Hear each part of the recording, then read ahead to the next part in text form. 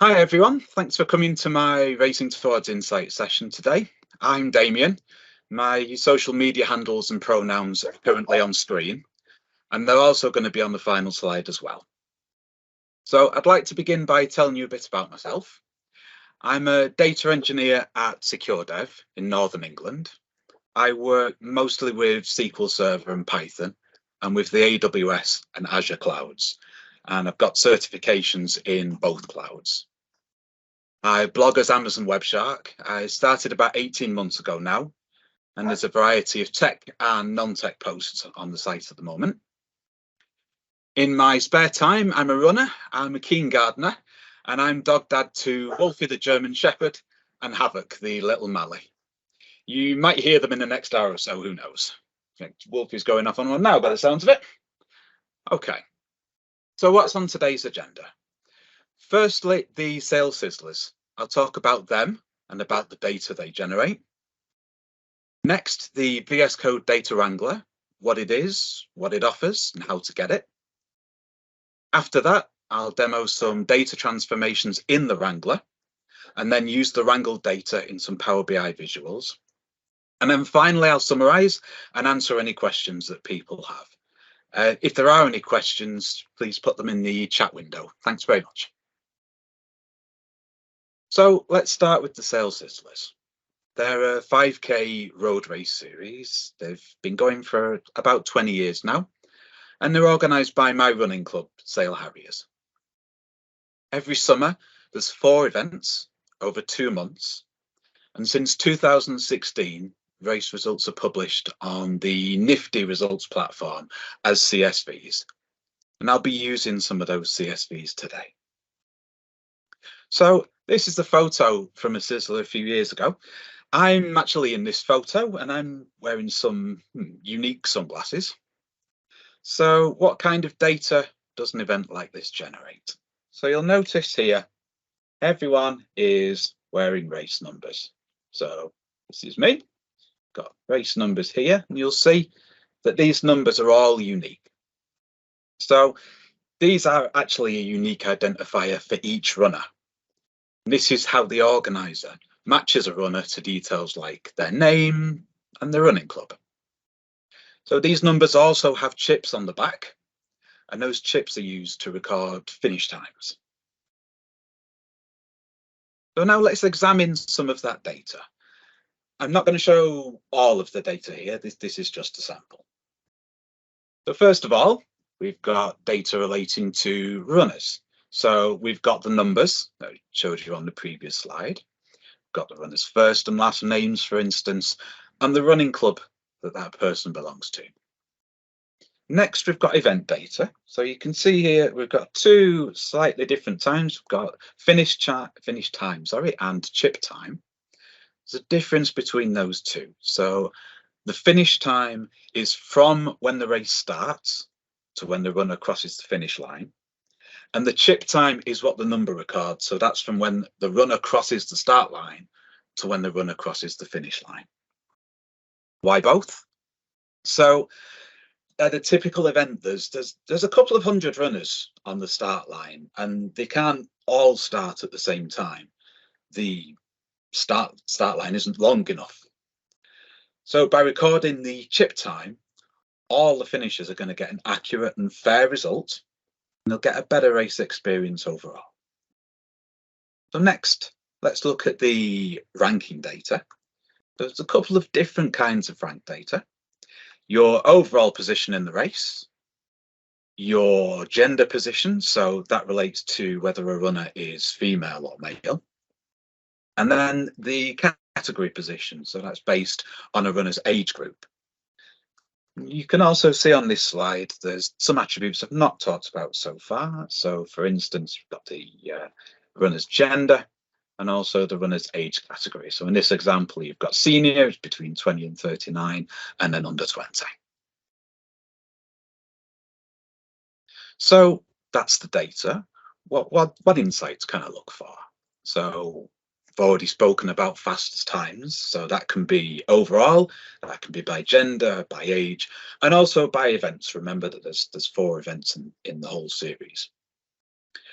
Can also look at demographics and running clubs. So that can be representation, can be key influences or distributions. So next, let's briefly talk about Visual Studio Code, because the first time I saw it, the first time it was mentioned to me, I had no idea what it was. So VSCode is a developer tool. You can read and write code with it, and you can deploy code with it as well using Git or the various extensions that VSCode has available. It's open source. There's no licensing costs. It's completely free to use. Now let's talk about the Wrangler, which this QR code links to, and there'll be something similar at the end of the presentation as well. So the Wrangler is an extension built by data teams at Microsoft. I believe one of them is on the Synapse team. It's in active development, and it's designed to make data transformation and data cleansing faster and more accessible. It is also free, and this is an important point. So the tools I'm going to use today are free. The data's free, it's publicly available, and I'll share my files in the GitHub repo at the end of the session. So if anyone wants to try this out later, you absolutely can. But why should I? What does the Wrangler offer me? So let's talk about the benefits of the Wrangler. There's a no-code interface. You can use Python code if you want to, but you don't have to. The Wrangler will write the code for you. And it is a great teacher for learning Python as well. Any data updates are immediate. Wrangle uses a Git-like change interface that you'll see in the demo. Any data changes are only final when you select apply, so there's no accidental deletion of data or anything like that. And its abilities to transform data are similar to Excel and Power Query, so it looks familiar as well. So, okay, why shouldn't I just use Power Query then? So, a lot of the Wrangler's transformations can be done in Power Query or DAX. But remember that Power Query and DAX transformations need to be done for each report. So this can be 1 or 10 or 100. Now that can take a while. You need to make sure that all the transformations are the same every time you key them in on every report. With the Wrangler, you've got one single transformation process. You can repeat that across 1 or 100 files. It's idempotent and it will never change once it's set. And it means that all your transformations are done before your data even gets to Power BI. So this means Power BI is doing fewer calculations, your models will load faster, and your visuals will run quicker because they're not having to do calculations. Now, using the Wrangler to transform data closer to the source and outside of Power BI leads into advice from a Microsoft employee.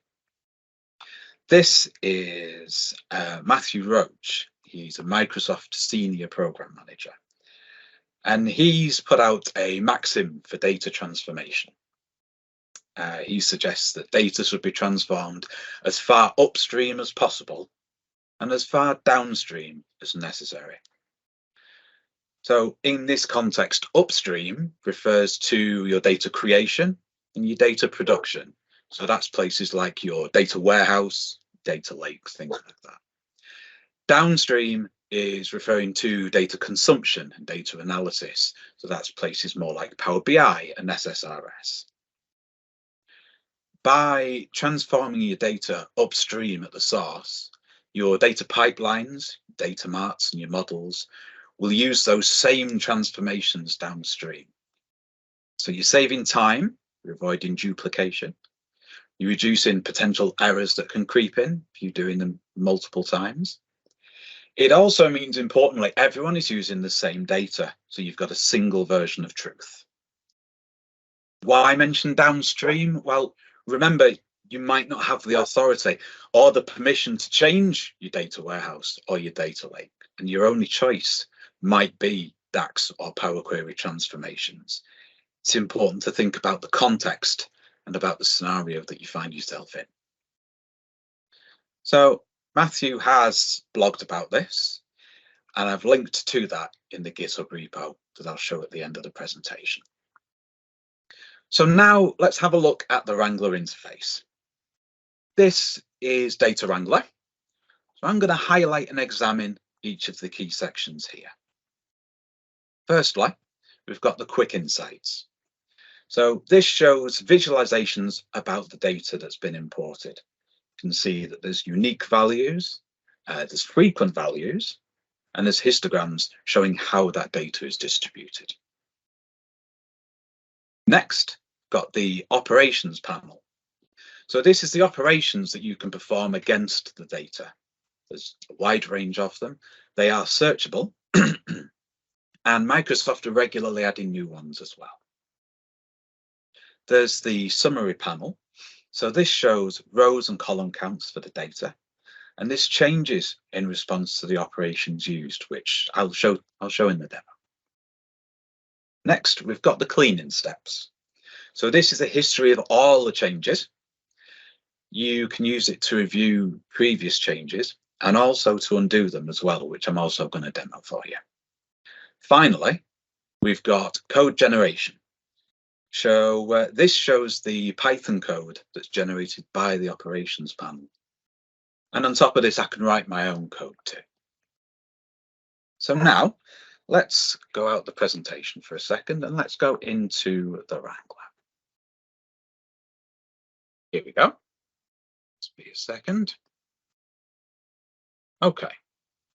So I'm going to run through a series of transformations here in real time, just to illustrate how the Wrangler behaves and responds.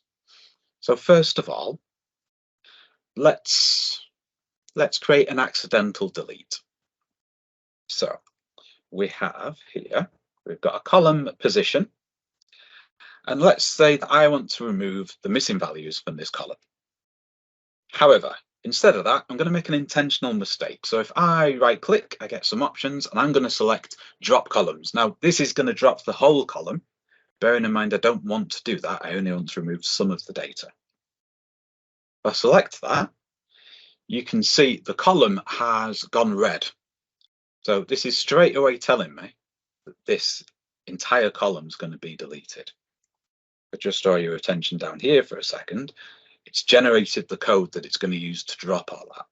So effectively here, columns equals position is which column it's going to go, and df.drop is basically SQL syntax. So if I then click apply, just let it process. Go, and there we go. Oh no, my data's gone, but I didn't want to delete it all. So how am I going to restore that data? So you see here, the cleaning steps. I have 3 steps so far. Step 1 is me loading the data in, and step 2 is what I've just performed. So if I select that, you can see this column has now reappeared. It disappeared before. And if I now select this option here, zoom in on this, so there's a little trash can there with the delete option. If I select that, everything is undone and my data's been returned to me.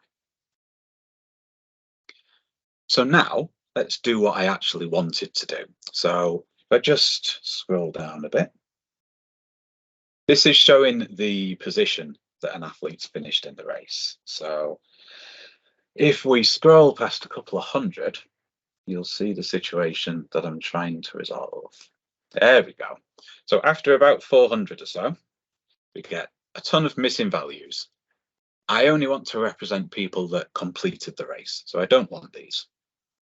So if I go into the options here, I'm going to select find and replace, and I need drop missing values, which is here. So if I select that, I get a choice of target columns, and I'm going to select position from that list. So a few things happen straight away. First of all, you can see that, again, I've got some code generation here. Only this time, instead of drop, it's drop NA, which is only going to delete the missing values. If I now look on the main screen, you can see that the redness is in this column, but it's also across everything else here. Now, this is exactly what I wanted. Also going to show you something else before we move on. If I just deselect this for a second and zoom in on this, so the data summary is showing I've got 548 rows and 1,123 missing values. Now, from a data cleanliness perspective, that's not fantastic. Certainly something I want to improve. So I'm going to reselect position, and I just want you to keep an eye on this area of the screen here, because this is going to change. If I select position again now, so let it reprocess, you'll see now I've got 416 rows and only 45 missing values. So instantly, most of the missing data has been taken care of in a single click. So this is exactly what I want. If I now click apply, then that's done. And it's added here as a new cleaning step. But this time I'm going to keep it. So let's do something else now. So one of the other columns here is club. And some of these have missing values as well. So we just look. So we've got Manchester Harriers missing value, couple more, 2 more missing values. Again, I'd like to put something else in there. So I'm going to select again from the find and replace menu. This time I'm going to select fill missing values, and I'm going to tell it to use the club column. So again, here we go. So this time things look quite different. We have 2 representations of the same column. And you can see within this, whoops, my mistake. We have, let's pick another one. We've got missing value here, and we've got blank here. So whatever I key in shortly, it's going to be updated here. And this is the get-like interface I was saying before. You've got a representation of what you currently got. You've got a representation of what you're going to have. So if I enter in this column here and choose custom value, or there's a list of pre-selected values here, I know exactly what I wanted to say. So I'm just going to enter unaffiliated. I can spell today, that's great. This is just a standard term used in race results to indicate they're not affiliated to any running club. More importantly, if I now look here, I've got exactly what I want to see. At this point, I haven't accepted the change. So if I had spelt it incorrectly, I can just put some extra values in, but it is exactly what I want. So if I now click apply, I now have one column again. You can see that my unaffiliated values are present where there was no data before. So next, I'm going to do something that's going to help my reporting shortly.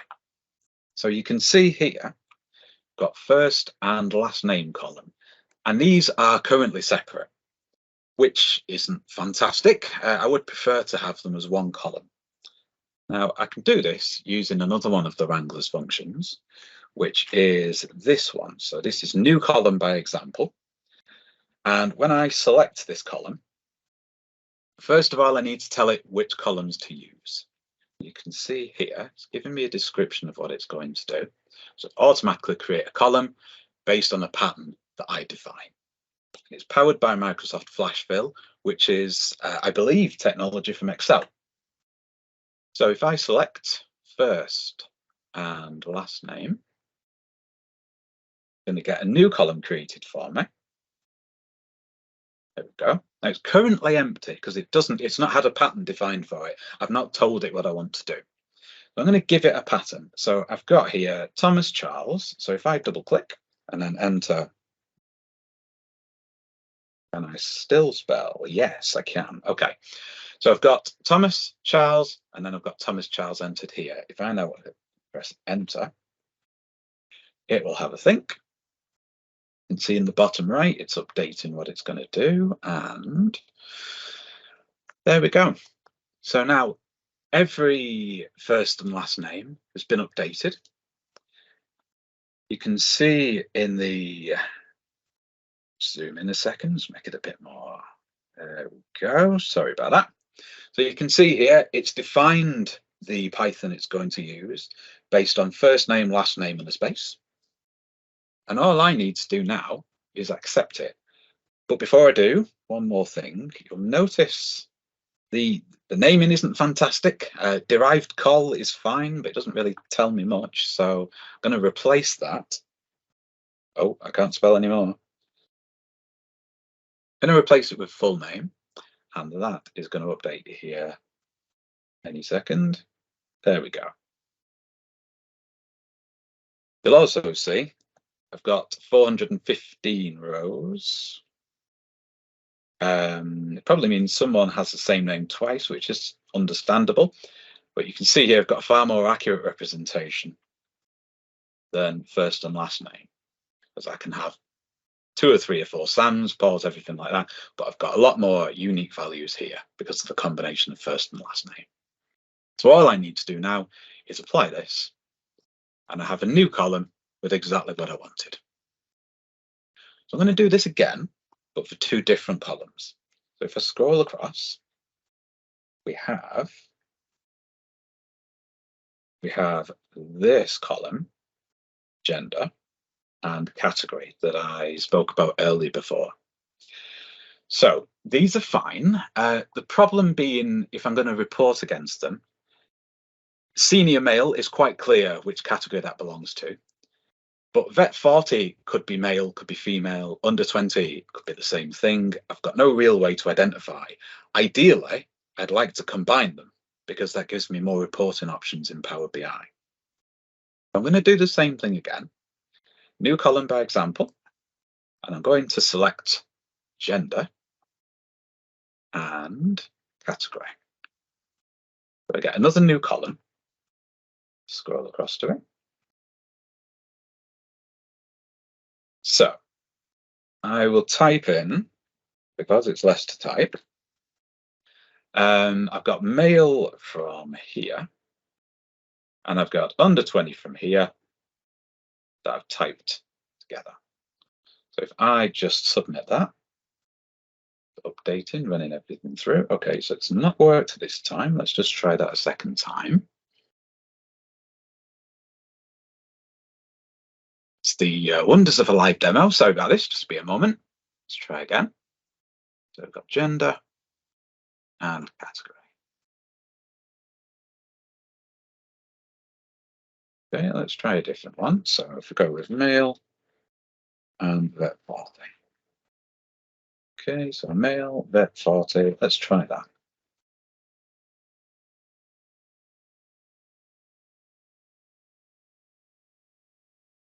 It's having to think. Okay, so that hasn't worked. That's fine. I do have a recording I can show of this working that I took earlier. One thing I can do though, because it generates the code, I already have the code that I used before. So instead of that, let's abandon this. And then I can put the code in that I used the last time that I made this. So if you just give me a moment.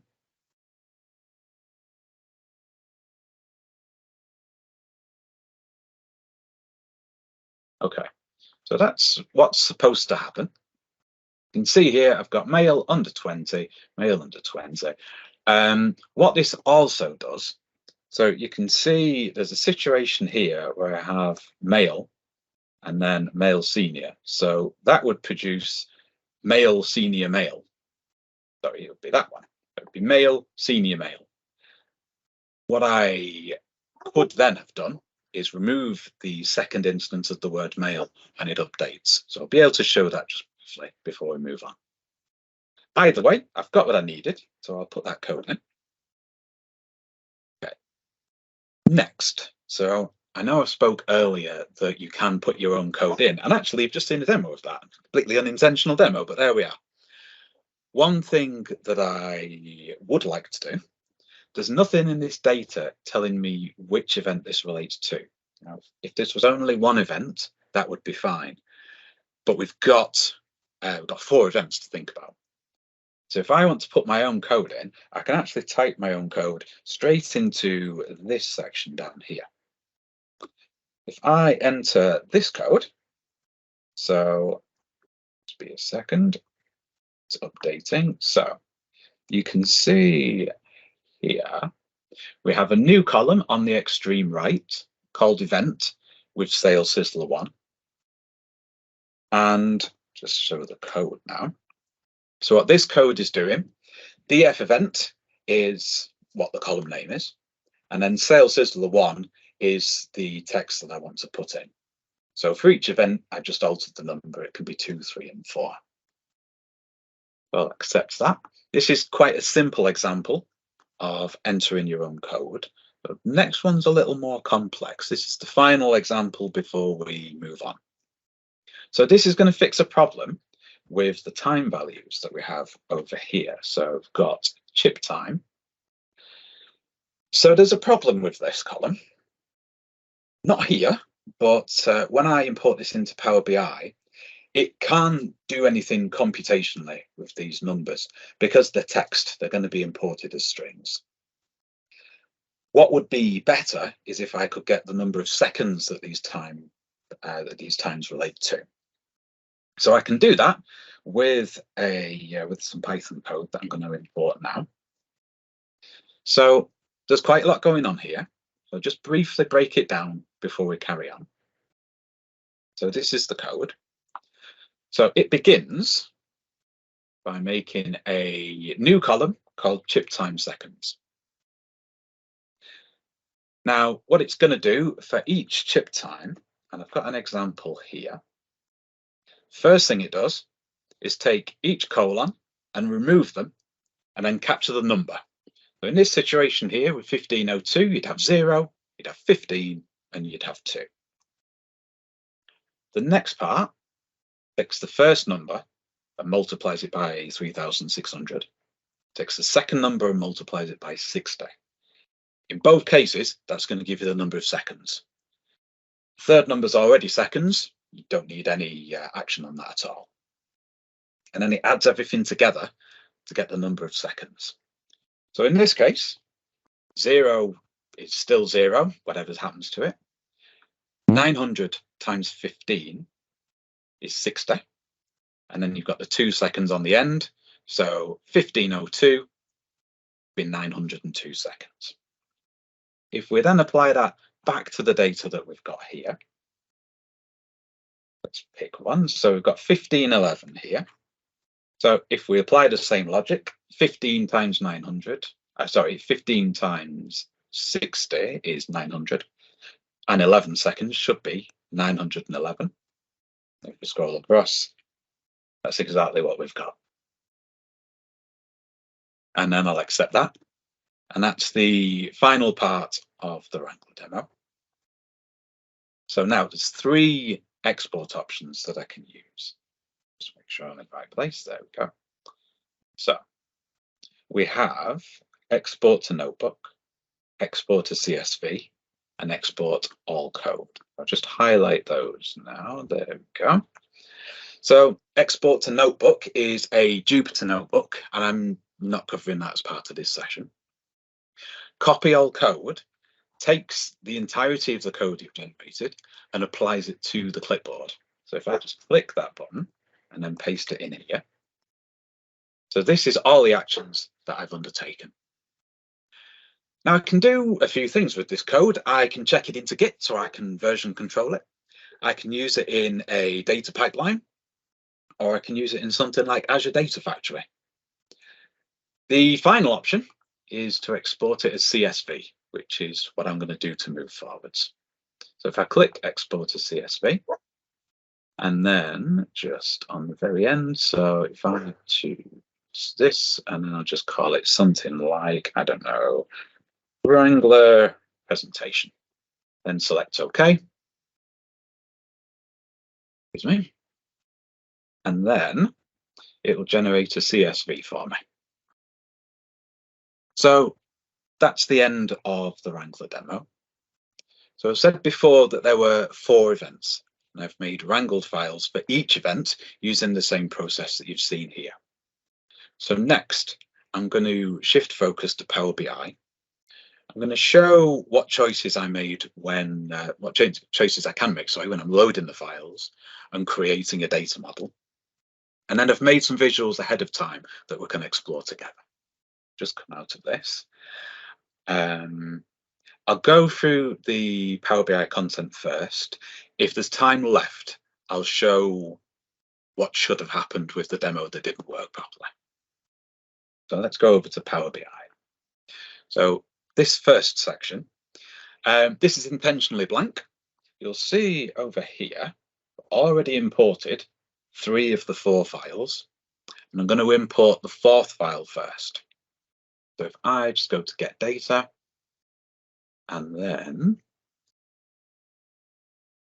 we wait. Okay, so text CSV, here we go. So all the 4 files are here. Import the 4th one. So once the final file's imported, I'm going to append the files together. So you'll see that I have 2 choices for what I'm going to do with this data. Just waiting on it. Sorry about this. Here we go. So one of the benefits, just as an aside, one of the benefits of what I've just done with the data, I've got no reason to transform anything. It's already done. We can just load it straight away. And any second now, it will do this. I've got a fair amount open on the laptop at the moment. I'm sorry. When I've done with this one, I'll close this and then things should speed up quite a bit.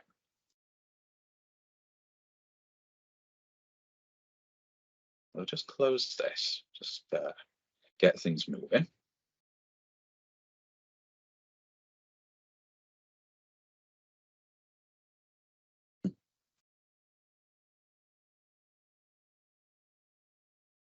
So while we're waiting for that, I briefly spoke before about what I was going to do with the data. So I want to take the 4 separate files and put them together to one data set. Now I've got 2 options for that. I can either merge the data or I can append the data. If you're thinking about it in terms of SQL, merge would be similar to a join operation, and append is closer to a union. So I think we've now been through. We'll just open Power Query and we can get things moving.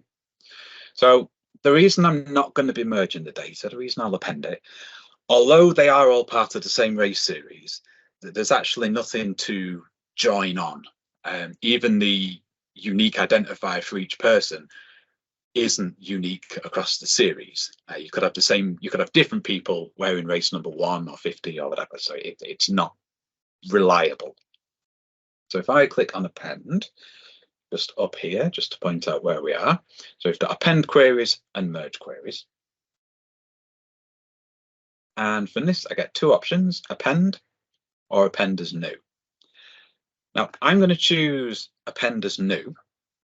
There's a pretty important reason for that. Currently, I'm in Sales Sizzler 1.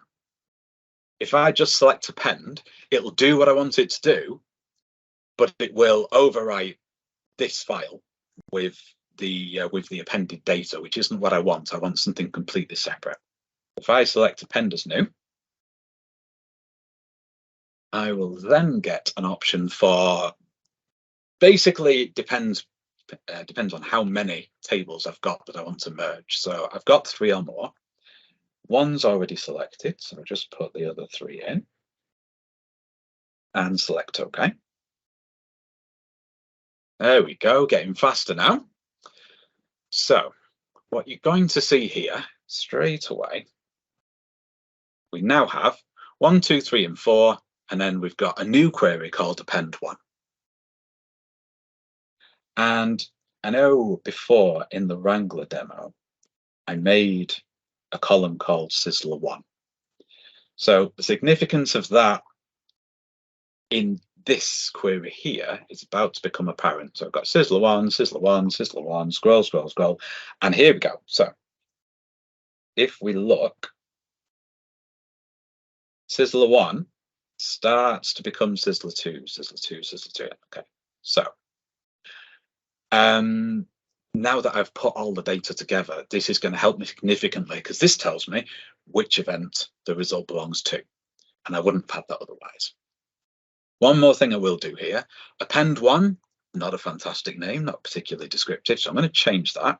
I'm going to call it sales Sizzler main. Okay, and then we save that and close and apply. And then now I'm going to have a fifth data source here when it finishes everything it needs to do. Take a drink, just a moment.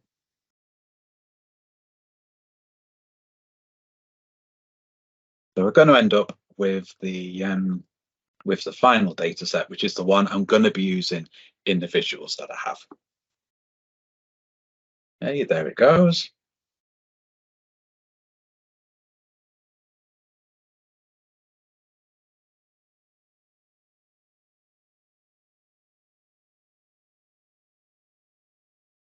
And there we go. Right, okay.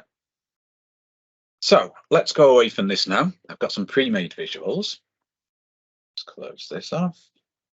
Reclaim the precious system resources. Right, okay, here we go. So, got a few tabs here to show off. The first one, so I've got two slices here by gender and by age category. I have a table that's showing numbers of runners per event and across the series, and that's split into gender. So you can see from this table, the largest female representation was the first event, and the largest male representation was the final event.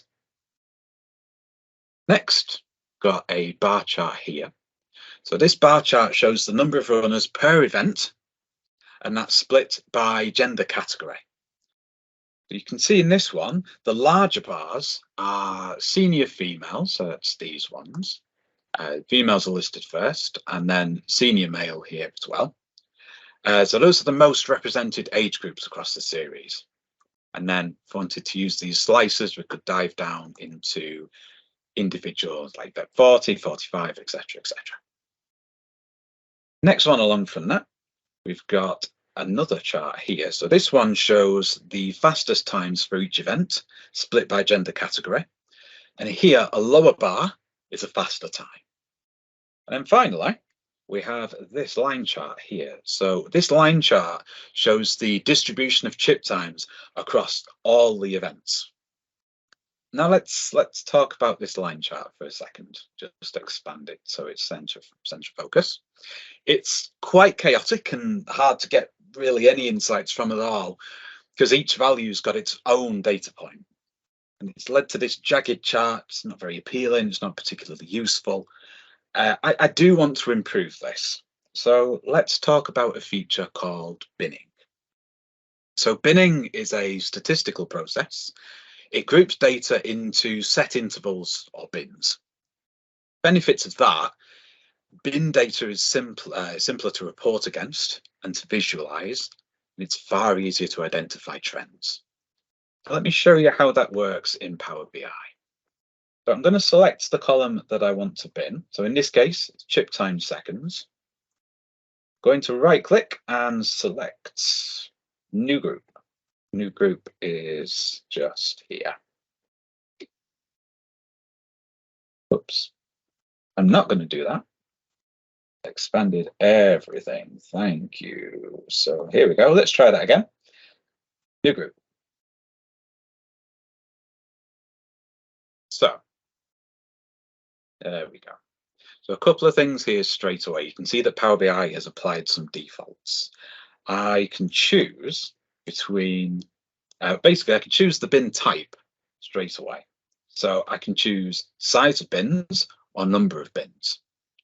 Now, if I choose size, Power BI chooses the size based on the minimum and maximum value that's selected. So it's looked at chip time seconds, which is here. It's looked at the minimum and maximum, which is here. And it's determined that the bin size should be every 67 seconds. Now I can change this. If I go to number of bins, I can see that Power BI has got 24 bins, 67-second intervals. If I change this to something like, I don't know, let's say 15, for instance, you can see that the bin size has increased. So I've now got fewer bins. So the bin size would now be 107 seconds. I'm not going to do that because I've already done one before. So if I just go over to this table for a second, this table is with the bevan supplied. And you can see from the first row, I've got the first bin is 871 seconds. That covers a range of 14 minutes 47 to 15:35, and there's 34 people in that group. So now if I go back to the graph, we can improve it. So if I just be a second. I've selected it. I'm going to replace chip time seconds with chip time seconds bin. And instantly, now isn't that a better chart? Look at that. We've got 3 obvious peaks here. We've got a peak of the 1005 bin, and then again at 1139 and 1206. Referring to that back on the table, we can see those represent here. So we've got 1005, 1139, 1206, and these figures, if you just ignore the 166 in the middle, easily the biggest 3. Now I could have used Wrangler for the binning here, but I chose not to. There is a reason for that. It's quite an important reason. Any binning I do within Wrangler is permanent, which is fine. But if I decide to change the binning, let's say I want to alter the report, it means that I need to redo the whole transformation process and then republish the data and then relink it, do everything again. That's obviously going to take time, and there's a reliance on me as a data engineer to do that work. Whereas in Power BI, I can edit this in app. So if I select the chip time binning again, and then right click, just wait for it to catch up, there's now an option here for edit the group, and I can change whatever I want to about that. And anyone that can access Power BI with that skill set can do that. So a big part of data engineering is choosing the right tool for the job, the right way to do things. And this is a great example of that. So earlier I talked about faster times. Let's look at a visual that expands on that. Shift now. So this, while it just refreshes, this is the key influencers visual within Power BI. And here it shows what influences the faster chip time. It covers all events and all participants, because with this, the more data you have, the better insights you get.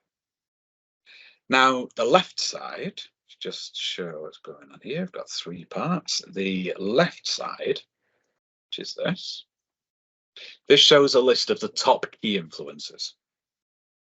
The right side shows the values for the influencer currently selected. So you can see there's one highlighted here, and leads is highlighted as well. And then we've got a red line here as well.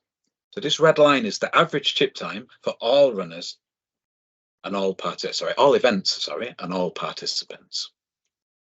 So if we just look at the biggest influencer for a second, so we've got leads, which is here. So this is telling me that leads average is 300 seconds under 1,283. Now you can see from the bars here, Leeds is not the fastest club by any measure. But if I look at the tooltips of some of these clubs, let's just pick this one first, for instance. So we've got Liverpool. They had 1 participant across the series with an average time of 307. If I look at a few more, we've got similar stories. So we've got 1, we've got 2, we've got 3. If I then go over to Leeds, you can see that we have 982.40, but more importantly, we've got 15 people. And this, incidentally, is where the 300 comes from. So you've got 1283 minus 982. This is where your 300s come in from. And the reason that Leeds is the biggest influencer, they've got 15 people. All these people before, 1, 2, 3, so Leeds by far has more influence. But then look at Bolton, so just select the next one down. You can see visuals changed. The bars now moved along. Look at the tooltip. Got 13 runners, so comparable to Leeds. The average is a little bit higher. I can change this in other ways as well. If I select something that's nothing to do with the club, so if I select male senior here, it's a gender category, you can see the chart changes again. It's now not talking about clubs at all. It's all the gender categories. And if I change it again, we've just got male and female now. So it responds to what you want to query. Now, there's some limitations with this. If I reduce the data, I get fewer insights. So if I just select the female slicer for a second, intentionally limit the results, you can now see, rerunning the analysis, and there's only going to be one influencer now because there's less data. Also, this doesn't support direct query, doesn't support live connection to Azure analysis services and SQL Server analysis services, and it also doesn't support publish to web.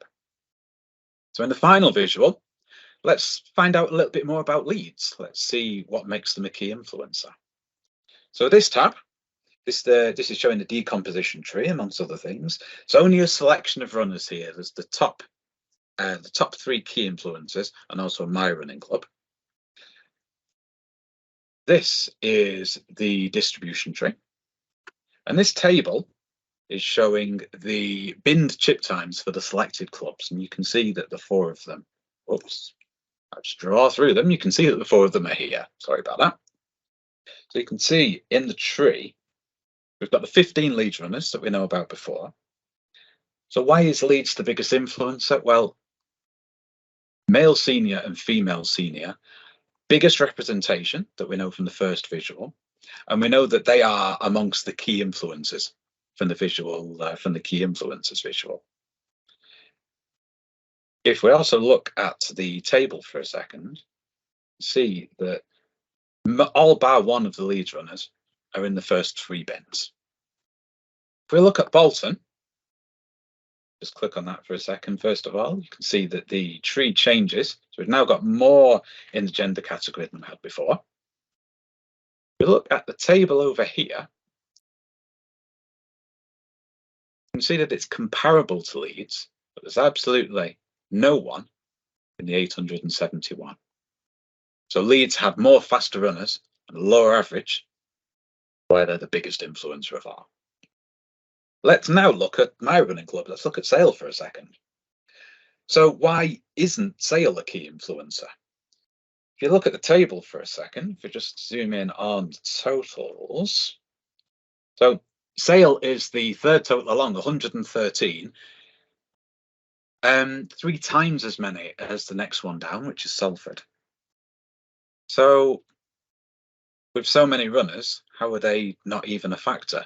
Well, if you look at the table again, you can see with more runners comes a wider representation on the bin chip times. Now that's increasing sales average, and it's why they're not a key influencer, because even though they've got more people, their average time is higher than the other 3. There are some limitations with the decomposition tree as well. The maximum number of levels or columns is 50. Maximum number of data points you can visualize at once is 5,000. And there's currently limited support for Azure analysis services, Power BI report server, and publish to web. So, okay, that's pretty much everything here. Let's summarize now. So what have we talked about? Talked about how the sales sizzlers, we talked about what the sales sizzlers are, sorry, what data they generate, and what insights I wanted to capture. Talked about VSCode and the data wrangler, what the wrangler is, what benefits it offers, and what it looks like. And finally, I showed how to add the wrangled data to Power BI, examine some visuals, and drew some conclusions about the data. So that's everything. This is me. More appropriately, this is the back of my head. All my slides and materials are on GitHub. If you scan the QR code, it'll take you straight to the repo with everything in it. My contact details, website, and social media handles are all here too. We are pretty much on time, so I won't be able to share the demo that didn't work, but I did show the code behind it, so I hope that's been helpful. So that's it from me. Thanks for listening. Are there any questions from anyone?